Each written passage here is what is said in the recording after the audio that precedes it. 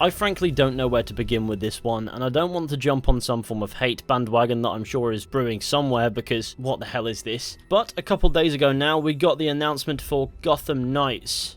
Yep, if you remember those Warner Brothers Montreal tweets that were quite cryptic, I suppose this is the game they were hinting at. Now, people were expecting a full-on Batman Arkham game with the Court of Owls in there, of course. And if you're going to market it like that, in this cryptic way that makes people care about what it could be, and makes people think they know, and then you subvert their expectations with a game about all of Batman's sidekicks with no sign of Batman anywhere, besides from a part of the trailer where he's like, if you're watching this, I'm dead.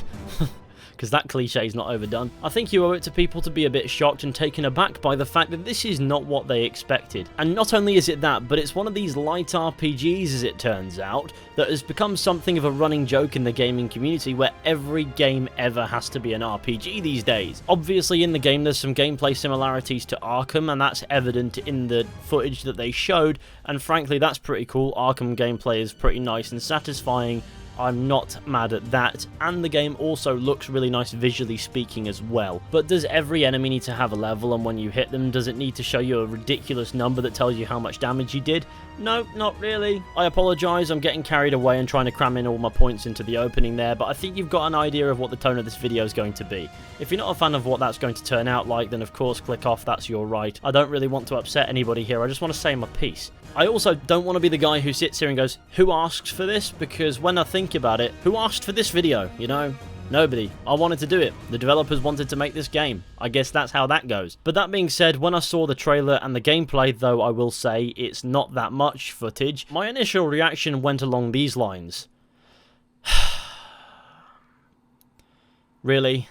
This reaction wasn't to everything that we saw about this game, but initially speaking, at the very least, it was to do with the marketing that preceded it. See, when you market a game cryptically like this, and you've worked on this IP before, people are expecting a sequel or a continuation of a story that they've already seen, or maybe a continuation of a character, for example, the Batman in the Arkham games. And these hints have been dropped online officially for a while. If you put these hints out for that long, you're implying that it's something huge and people will believe as such. Obviously, these hints only really included the Court of Owls, and I guess they're the antagonists in Gotham Knights, since they're shown at the end of the world premiere trailer. So the hints aren't exactly misleading, of course, you can blame people for getting their hopes up, but the problem is when you promote this stuff a year in advance, it will create an overhype problem, which is what people had here, because in reality, nobody expected a co-op action RPG based around Batman's sidekicks. Especially when you present the Court of Owls, which to my understanding is the perfect opportunity for an intense Batman detective story. I can't imagine a world in which then following up with an announcement of this game, and that game being Gotham Knights, wouldn't be underwhelming. And I guess that's a spot a lot of people, including myself, find themselves in. I won't knock the game because we really haven't seen anything at all when you think about it. We've just seen a bit of gameplay and a trailer, and that's not really fair to judge a game based on that.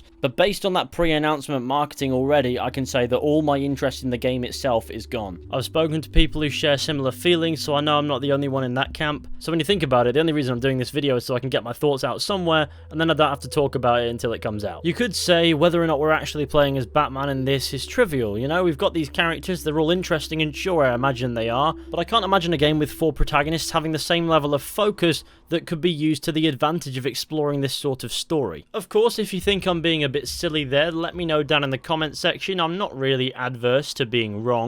I'm just laying out my thoughts and trying to be as honest as remotely possible without upsetting too many people. The reason being, I don't want to shit on a game that we haven't seen that much of. About my argument with the pre-announcement marketing, you'll either get my point with that by now or you won't. That's okay. We're going to move on. There is naturally other stuff to discuss as well. From what we've seen, it's clear that the game has, at the very least, action RPG elements. In my opinion, putting RPG elements in a game is a minefield. Sometimes it works really well, other times it doesn't. It can turn a good game concept into an incredible game, but at the same time, it can turn a good game concept into a terrible game. Obviously, in the traditional Arkham games, you have level ups and you have gear upgrades, and that's fair enough. You progress, you get more skills, you get more perks, and you become more powerful as you go. That's cool. But when you level the enemies, what it just tells me is you won't be able to go to a certain area because you'll just get chefed up, and those areas will be locked behind level walls, and the game will become more linear than you're pretending that it is. On top of this, the level, the health bar, the numbers that represent how much damage you're doing that fly off of enemies as you hit them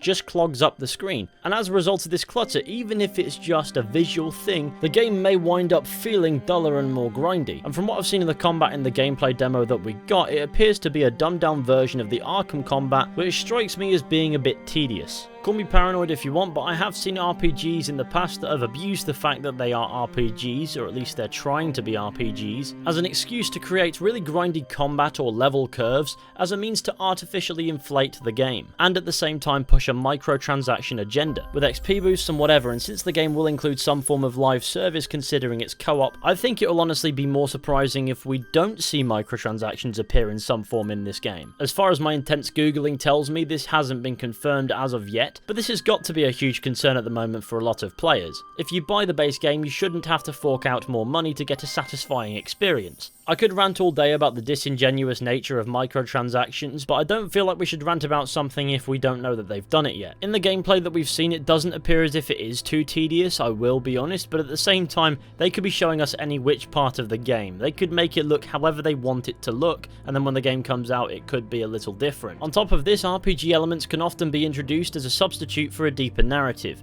What I mean by this is, all good games should strive to give the player something to work towards. If you're playing a narrative-focused game, ideally you're working through a gripping story. When it comes to a game with RPG elements, you often work towards being a higher level, unlocking certain gear, unlocking certain visuals and abilities to apply more variety to the gameplay to keep it fresh and interesting as you progress. There obviously is some form of plot to this game, that much is confirmed, but will it get lost in the RPG mechanics that take over the gameplay? Not necessarily, of course, but we have seen this sort of thing happen before. I hope that somehow summarizes my concerns for this game in a way that makes sense. Fortunately, it doesn't appear to be in the Arkham universe. There are several inconsistencies, one of which being Batgirl is walking, then there are others such as Batman isn't voiced by Kevin Conroy, and Robin doesn't appear to have even hit puberty yet. So if it succeeds, terrific, and if it flops, then it at least won't have any bearing on the Arkham games. There also certainly is a lot of influence in gameplay from the Arkham games, so the gameplay will at least be up to a certain standard. And if I'm going to simplify everything that I've said up until now, to the point of this video really is that Gotham Knights is not the game I expected to be announced 2 days ago. And I do feel like the Court of Owls, for example, from what I know, would be the perfect opportunity to explore a Batman detective story. Instead, it's wrapped up in this game, and I honestly don't know how to feel about that. I'm not the most fussed guy ever, there are probably people who are more passionate about it than I am, but my confusion is unfathomably increased by the fact that then there's the Suicide Squad Kill the Justice League game, which to my understanding is also a DC action-adventure co-op game. I'm not so sure about any RPG mechanics in this one,